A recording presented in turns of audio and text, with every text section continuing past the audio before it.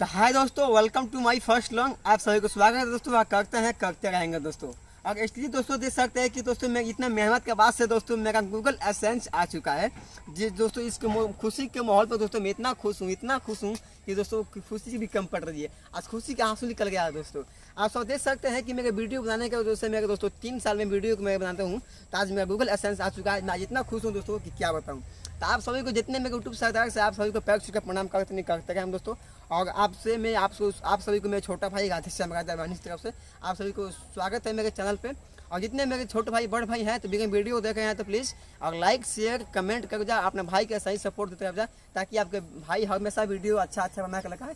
और आप अपने भाई के सही प्यार ब्लाग देते रह जा, कमेंट करते रह जा, ताकि आपको भाई हमेशा खुश रहे, वीडियो बना कर लाता रहे। आप अपने भाई के सही प्यार ब्लाग देते रह जा, कमेंट करते रह जा, ताकि आपको भाई हमेशा खुश रहे, वीडियो बना कर लाता रहे। तो थैंक यू सो दोस्तों, I love you. Next bye, मिलते हैं, बाय बाय।